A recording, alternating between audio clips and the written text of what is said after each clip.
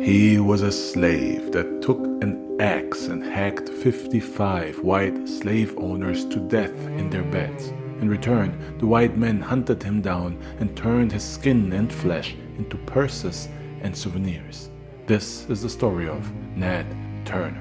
Nat was born into slavery in 1800 in Southampton County, Virginia. He could read and write at a young age, which was not desired for a slave since intelligence breeds ideas and ideas breed revolution.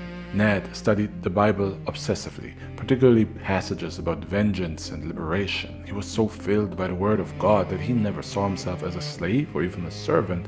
He saw himself as a Messiah, waiting for a sign from the heavens to strike. And in 1831, he got that sign. A solar eclipse turned the sun black, and Nat Turner interpreted that as the black hand covering the white sun, which to him meant that it was time for black people to liberate themselves from their white masters. On August 21st, 1831, Nat gathered a small band of trusted men to do the deed in silence. They started at the home of Nat's master, snuck into the house, and cracked the slave owner's skull open. From there, they moved from plantation to plantation, growing from a few men to a small militia of about 70, all following Nat's absolute orders: strike the masters down. This went on for 48 hours, and 55 people were killed before the white population of Southampton County was able to muster a response. Militias descended on the county and quickly crushed the black rebellion with their superior firepower,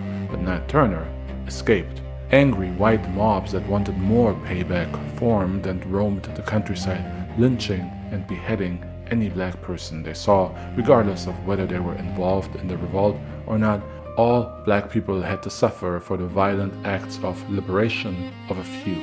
And so, over the next weeks, more than 200 innocent black people were slaughtered in the backlash, and their heads were stuck on fence posts as warnings.